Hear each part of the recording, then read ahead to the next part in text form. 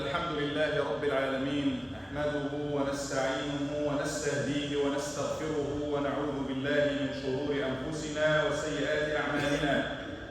إنه من يهدي الله تعالى فلا مضل له ومن يضلل فلا هادي له، وأشهد أن لا إله إلا الله وحده لا شريك له، وأشهد أن محمدا عبده ورسوله. اللهم صل وسلم وبارك على نبينا محمد. أشهد أنه صلى الله عليه وسلم بلغ الرسالة وأدى الأمانة ونصح الأمة وكشف الله به الغمة. اللهم اجزه عنا وعن والدينا والإسلام والمسلمين خير ما جزيت به نبيا عن أمته ورسولا عن رسالته. يا أيها الذين آمنوا اتقوا الله حق تقاته ولا تموتن إلا وأنتم مسلمون. اللهم أحينا مسلمين وتوفنا مسلمين وألحقنا بالصالحين برحمتك يا أرحم الراحمين. All praise is to Allah subhanahu wa ta'ala, the one true God. We praise Him, we thank Him, we turn to Him Azza wa Jal for help and assistance. We testify that there is no God worthy of worship except Allah ta'ala, alone with no partners. And we testify that Muhammad sallallahu alayhi wa sallam is the best of His creation and the seal of His prophets and messengers, sent with guidance to al-alameen, to the worlds. May Allah's peace and blessings be upon Him and His household and companions and followers on the righteous path until the day of judgment. I remind myself, my brothers and sisters, of the best of advice, taqwa, to be always mindful of Allah Azza wa Jal, to always think of Allah subhanahu wa ta'ala and fear Allah subhanahu wa ta'ala and love Allah subhanahu wa ta'ala and do what He commands us to do. May Allah make us with those who have taqwa to Allah Azza wa Jal. Ameen. We started talking about the life of Muhammad sallallahu alayhi wa sallam last week as we are getting to the month of Rabi' al-Awwal, and this past week a couple of catastrophes hit the Muslims. نزل بالأمة بلاء عظيم. A huge, massive earthquake hit the brothers and sisters in Morocco and Maghreb. نسأل الله أن يتولاهم وأن يحفظهم يا رب. And a day or two after that, a massive hurricane hit Libya, the brothers and sisters in the eastern part of Libya. And in this course, thousands upon thousands of Muslims lost their life, and many of those who are even still alive, they literally lost their life. They lost their homes, they lost their villages or towns, and they lost everything. And I thought to talk about, just focus on the al-bala' or ibtila' fi hayat al-Nabi sallallahu alayhi wa sallam, tests, turmoils, difficulties, problems in the life of Muhammad sallallahu alayhi wa sallam. How did he deal with it? If we look at Muhammad sallallahu alayhi wa sallam, sallu alayhi, وصفه ربه فقال لقد كان لكم في رسول الله أسوة حسنة. Indeed, you have the best of example, role model in the Messenger of Allah. لمن كان يرجو الله واليوم الآخر. For those who are hoping, their hope, their goal, their purpose is Allah on the day of judgment. Look at the life of Muhammad. So if we look at his life, alayhi salatu wasalam, from day one, you imagine, let me just put it this way, we have our perspective as humans of what's good and what's bad, what's evil, what's nice, what's not nice. Allah as God has His own perspective, which is godly, which is perfect, which is like ilm, knowledge of everything, hikmah, full wisdom of everything. Let's just agree that those are two different perspectives. Even though we think our perspective is the best, our perspective of khayr and good is the best, it should be this way, this is good, this is bad, but it's not like this. Let's just agree we have two different perspectives. So if we apply our own perspective of what's good and what's bad, we would possibly give Muhammad alayhi salatu wasalam the best life. We would, if it is you, if it is you or me or someone who believes in Prophet Muhammad sallallahu alaihi wasallam, with our perspective, with our standards, we would say, okay, let's put him in the best family in the sense of father would not die, mother would not die, they would take good care of him, they would play with him, he would grow up not needing anything, support from everybody, give him the best house, give him the best business, let him just live a happy and successful life, and we will have good intentions in this so we can do better as a prophet, so we can convey the message. But subhanAllah, we do the same thing sometimes with our kids, thinking that giving them an easy, luxurious life, buy them everything, give them everything, make them comfortable. Because many of us, that we grew up in tougher conditions. You know, I don't want my kids to see what I've seen. I don't want my kids to have to walk that many miles to school, or have to do this, or have to eat this. No, let's give them better life. But in this course, وهذا يعني يجيبه أي عاقل بأقل قدر من التفكير. I don't have to prove this. If you just reflect upon it a little bit, you will know that the more luxury, the more you make your kids' life easier from our perspective, the more we spoil them. The more they grow up like not as we think. And in the meantime, subhanAllah, those who grow up in difficult conditions, maybe orphans, not having access to what our kids have access to, not even have access to the health care that we have access to, they grow up hypothetically stronger in their bodies, more capable of taking their responsibility and many things down this line. So Allah Azza wa Jalla shows this kind of life from Muhammad sallallahu alaihi wasallam. He was born orphan. He has not seen his father. His father passed away even before he comes to this life. And we will know what he has to go through from this time on. 4 years there or 6 years there, he will lose his mother. Move to stay with his grandfather. This is a child, just a child. He hadn't seen his father. Mother died. 8 years old, he lost his grandfather Abdul Muttalib. You will move from one house to the other. You imagine this is like difficult. This is hard. He will be with Abu Talib, his uncle, until he becomes a prophet, and Abu Talib will support him, and we know the whole story. But what would this, and Nabi sallallahu alayhi wa sallam, growing up as an orphan, not having access to what majority of the kids of his time had access to, just growing up normal with two parents in Quraysh, even like his own peers and other family members, he wasn't like that. His condition was difficult. He had challenges. And this is for one that we look at him as an example. You have challenges? Family-wise, look at him. Him rising up and growing up, how was it for him? This could lead one of us to know it's not fair. I don't even have conditions. It's not fair. Look at my peers. They have their parents spending on them. And this is clear from day one when those nursing ladies were coming to take babies, to feed them, breastfeed them, take them to the desert, to their places, so they become stronger, teaching them Arabic. Nobody was interested in Muhammad alayhi salatu. The minute they know he's an orphan, no father to pay. Well, an uncle or grandfather probably would not pay as good as a father. So nobody was interested in him. That was the condition that he grew up into, alayhi salatu wasalam. So, 12 years old or so, getting to the age where he has to decide what you want to do with your life.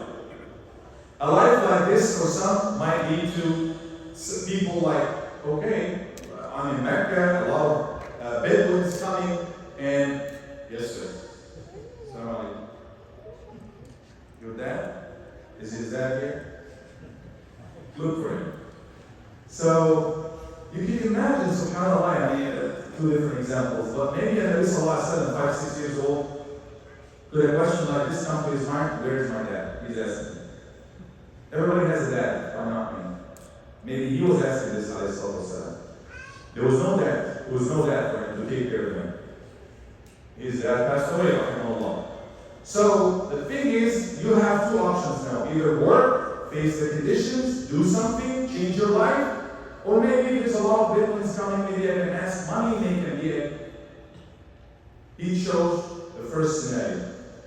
I'm going to do, let me see if I can, أعلن على الورقات or قرارين for little money for people taking care of their animals as a shepherd for a little bit. Was it there? That's it? He could continue as a shepherd for the rest of his life, but no, he was shooting for something higher than this. He learned how to do business. Yes, he did. If there was those apps, that will take you to the stock market or whatever, I'm sure he would have done it. That's the same concept. What are the business opportunities? And he did business, and he was honest, والسلام, and he was known to everybody that he is a successful, and he has all the qualities for a successful businessman. And he was so successful that he would take the business of Khadija radiallahu anha, travel overseas, go to a different place, come back, very successful, making a lot of money, that this would even lead her to ask, to get him to propose for her. I'm interested in you if you could just come and propose. That's Khadija radiallahu anha. So I just wanted to focus on Nabi sallallahu alayhi wa sallam dealing, his philosophy of dealing with ibtila. Some of us now, I have some challenges in the school. Some kids are bullying me. I have some challenges in business. I have some challenges with people around me, new Muslims, the brothers and sisters coming to accept Islam. Whatever the challenge is, what are we going to do? Are we going to surrender, just thinking that it's not fair, the chances that God, Allah is giving me, even though we might not say it with our tongue? Are we going to surrender or maybe change our life? That's the life of Muhammad sallallahu alaihi wasallam. He was tested. He's not even a prophet yet. He was not a prophet yet. We're talking about the young Muhammad alayhi salam. This is what he made of himself and his life. He chose the best lady to be with him, wife, Khadija radiallahu anha. He was independent, not dependent, independent. I see some people capable of work. They come, they prefer the easy way. Let me go. Ask. I'm not judging Ahbab. I'm giving examples that are present amongst us. Go ask left and right. Sometimes if you give them work, they don't want to take work.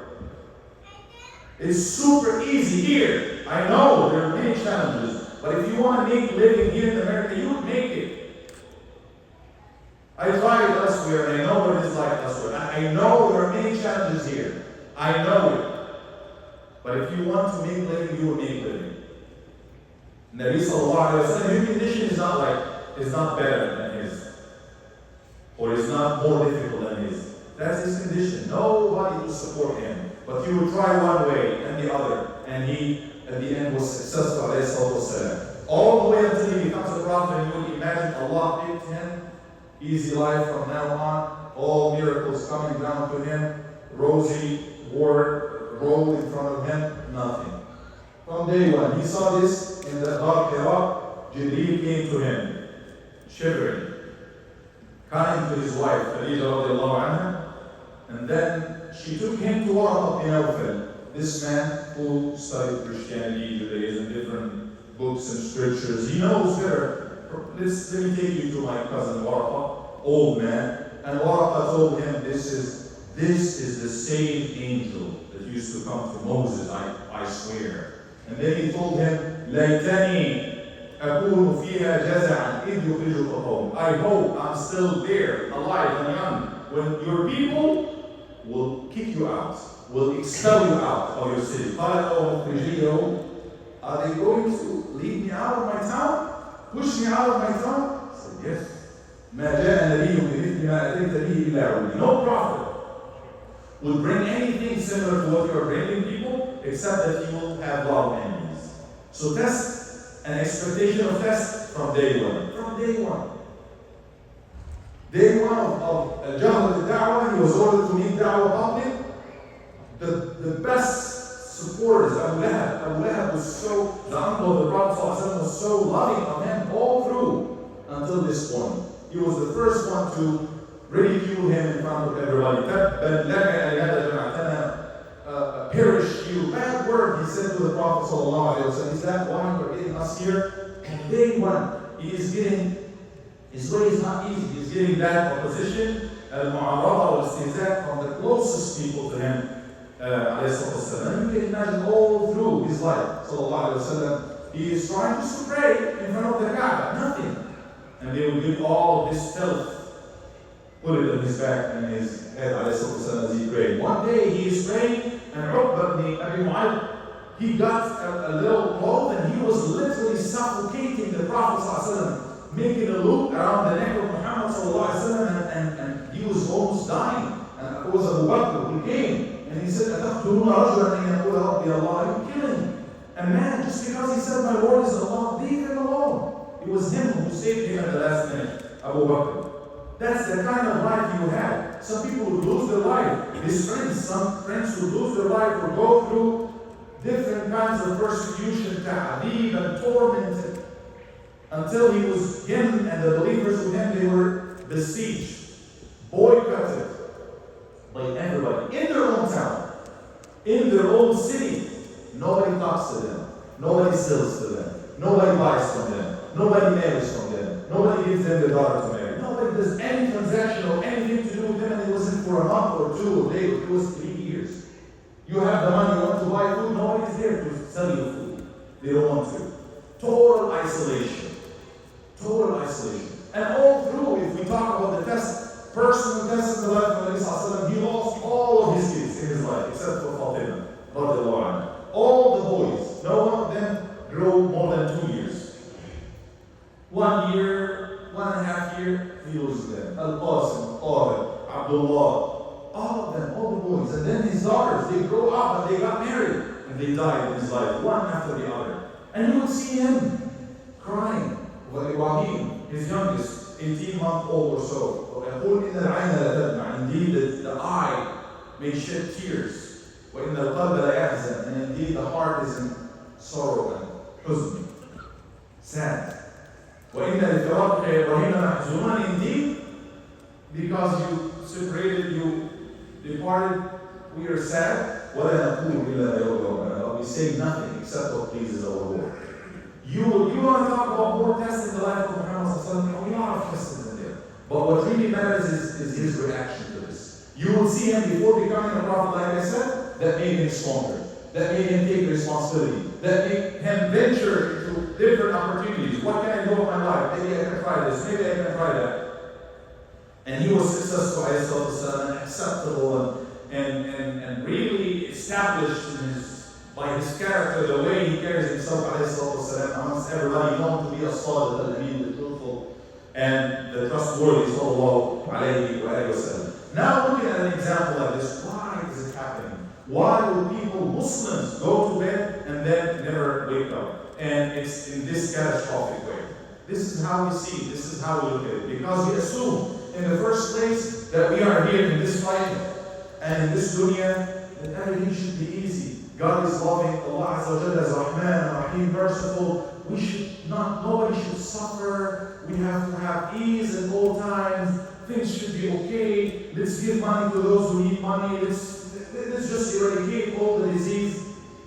But guess what? That's not dunya. That's not life, earthly life, as Allah intended it in the first place. The way Allah Azza wa Jalla designed it and told us clearly in the Quran, قُلْنَا بِلْتُ مِنْهَا جَمِيعًا. After he created Adam and Adam went through the test, he said, you got to go down to earth now. I will send you a program. There will be a divine program for your salvation, for your guidance. If guidance comes to you from me, those who follow this program, those who follow my guidance, there will be no fear, there will be no sadness for them.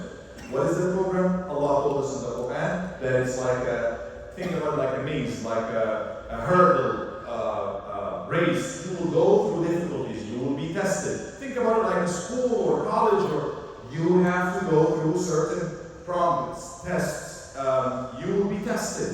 So Allah will test us in ways that we know and in ways we do not know. And He said in the Quran, حَسِبَ النَّاسُ أَنْ يُتْرَكُوا أَنْ يَقُولُوا آمَنَّا. Do people think they will be left to say that we believe? يا أخوانا الإيمان ليس بالكلام.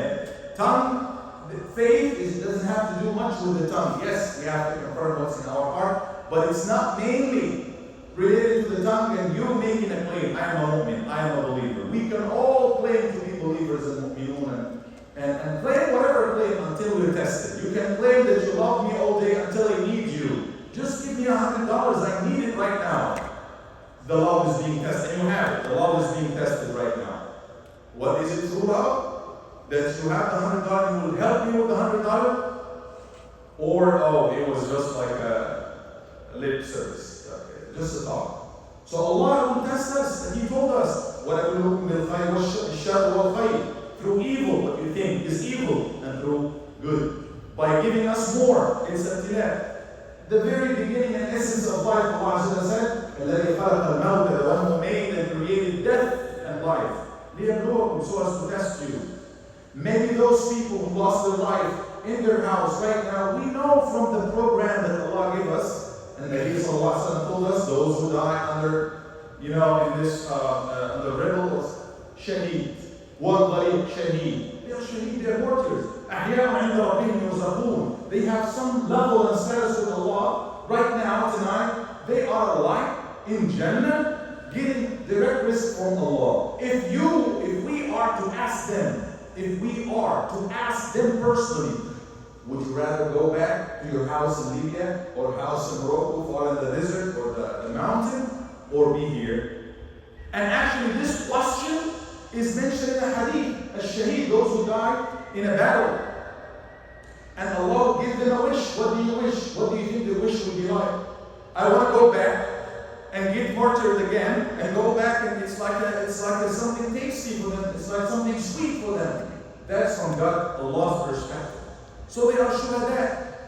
And also it's a test for those around them, for their family member. When you lose your close one, how's your faith? Your faith is going to be tested. And also on another level, part of it is those who built this dam that collapsed, it should have been done better. It was done in a poor way. Or whoever built the houses. So there's so multiple levels to think of, and no matter how many levels we consider, we are humans. We cannot get to all the levels.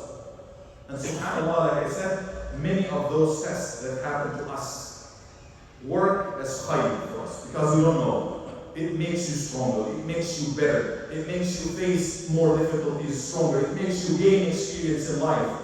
It makes life, look at what happened to Panama City. I just left the town for a little bit and came. Yes, it was a disaster, but the town now, even though it's a little, or actually much more expensive, but it's much newer, a lot of buildings, the town is getting bigger. So there are ways that we may think of, and ways that we might not consider, that even the very evil, nothing is, Allah doesn't do pure evil for evil. That's not there. But Allah is testing us. And by the way, it's a test for us right now. Brothers and sisters we know of or we don't know of, many other brothers even from Morocco and Libya, they might have family members there. Or whenever any calamity is happening or hitting, what are you going to do about it? Maybe they need those people in the streets right now, they need our support. And I might share a couple of links, inshallah, for you, for those trusted organizations that are collecting funds for you, the groups.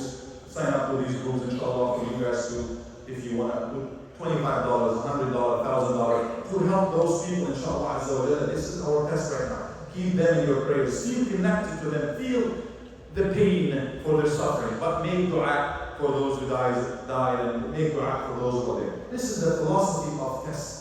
We all are going to be tested one way or the other, because this is the way. This is the way it's designed. Tested with our families, with our properties, with our health, whether by positive or negative, whether by having more or having less. So Allah will see, are you going to lose Iman if I take some of what I have given you? And sometimes the test is coming to get us closer to Allah. فَلَوْلَا إِذْ جَاءَهُمْ بَأْسُنَا تَضَرَّعُوا. When our power is shown to them, when Allah's test is coming to us, a believer should come closer to Allah. Yani you're living in a very comfortable, imagine, very comfortable life. You have everything. The level of your faith, the level of your iman, the level of your connection with Allah is in no way compared to when you get some disease. Just get some flu, and you feel like dying. Now you forget the fancy house, the fancy car, the fancy life that you will have, and you will just make dua day and like, Ya Allah, give me health. you get closer, you really pray sincerely to Allah Azza wa Jalla, that's meant. That's meant. Or other people might say, oh, why me? Why did you take my father? Why? And they start opposing to the plan of Allah subhanahu wa ta'ala or the action of Allah Azza wa Jalla. Allah Azza wa Jalla gave us freedom. We have the power to select and choose. How is going to be our reaction? We go this way or that way. And based on our selections and choices in this life, Allah subhanahu wa ta'ala will give us the final result at the end. So may Allah subhanahu wa ta'ala نسأل الله أن يرحم برحمته وسع إخواننا في ليبيا وفي المغرب وفي كل مكان. May Allah give them full mercy those who died, and may Allah subhanahu wa ta'ala aid those who are still there. اللهم آمين. أقول قولي هذا وأستغفر الله لي ولكم فاستغفروه إنه هو الغفور الرحيم.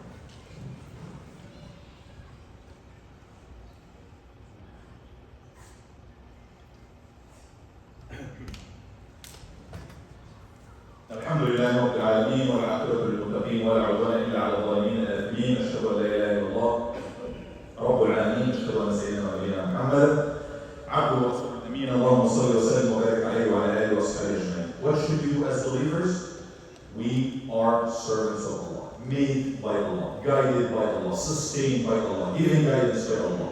Whatever action comes our way from Allah, deal with it as a believer, as a servant of Allah subhanahu wa ta'ala. If Allah gives us more, that's a test. Would you think you're bigger now? You are above everybody? Or that's going to make you more humble, giving more shukr to Allah subhanahu wa ta'ala, being thankful, and so Allah will increase you. You share with others, you're giving them sadaqah, you're helping, you're giving more zakat. That is what you should do when you have more. Or when you have less, would you lose your iman? Will you start questioning the action of Allah subhanahu wa ta'ala? And you will sell your iman to shaitan? Khalas, I'm being tested, I don't care. No. So, whatever test that comes our way, we sometimes think, oh, his test should be like mine. You don't tell Allah what to do. It's not one test. It's personal test for everybody. The total of every test is 100% equal to everybody else's test. Your test is 100% equal to your brother and sister and everybody next to you. It just comes in different portions. Portion here. And then some of these tests, subhanAllah, it's a question. Everybody should have a question there. We have various questions and criteria to test different things, different parts of your iman, and every aspect of your iman will be tested. You might have a degree in Jannah that Allah knows of, that you have to be asked this question. You have to pass this question first. The right answer for this question, the right passage through this test patiently, or more thankful to Allah subhanahu wa ta'ala is the only way to lead you up there to this level. Just behave and deal with any test like Abdullah subhanahu wa ta'ala. And do you want to know how things should be? Look at those Muslims and their reactions. Sometimes we feel more bad for them than they even do. Many of them, being Muslims and being, alhamdulillah, they thank Allah subhanahu wa ta'ala. They think they are better than everybody else. We don't want to feel like questioning the action of Allah more than the people who receive those actions. Every one of us at the end of the day will receive full questions and will go through the full course of life, whether we did wrong or less, but it's all like equal to everyone else, and we will be tested, we'll fight it, and we'll show with what we think is good, with what we think is bad. Let's just behave at all times. Alhamdulillah for whatever. Give us a fight, alhamdulillah, and whatever Allah subhanahu wa ta'ala gives us for test. Not being afraid from the test, not being super happy over Allah giving us what we want, but always being with Allah and showing our faith and our iman to Allah subhanahu wa ta'ala. This is the ultimate life. This is life of Muhammad alayhi salatu. This is the peace of mind.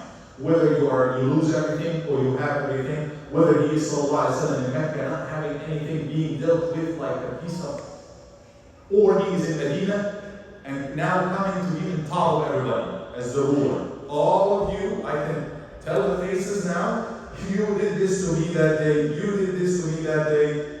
All this is going in his mind. What will he do?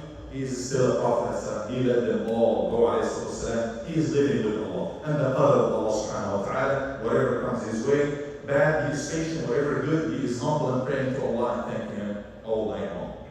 اللهم اغفر لنا وارحمنا فانك انت الغفور الرحيم. اللهم تب علينا فانك انت التواب الرحيم. اللهم اجعلنا من عبادك المؤمنين بالحق حقا وصدقا يا رب العالمين. والله aid the brothers and sisters في المغرب وفي ليبيا and Morocco and in Libya يا رب العالمين. Everybody who is suffering around the world يا رب العالمين.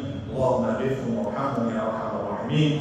اللهم استبدلنا بذلك ولا تستبدلنا يا رب العالمين. اللهم انا نسالك العفو والعافيه والمعافاه الدائمه في الدين والدنيا والاخره. والله give us full عفو and full عافيه. Make us safe, make us secure يا رب العالمين. والله do not test us with anything that we cannot take يا رب العالمين. والله give us strength in our faith. اللهم اغفر للمسلمين والمسلمات والمؤمنين والمؤمنات الاحياء منهم والاموات انك يا مولانا سميع قريب مجيب الدعوات. عباد الله ان الله يامر بالعدل والاحسان وايتاء ذي القربى وينهى عن الفحشاء والمنكر والبغي يعظكم لعلكم تذكرون. اذكروا الله يذكركم واستغفروه يغفر لكم واشكروه يزدكم ولذكر الله اكبر والله يعلم ما تصنعون واقيموا الصلاه.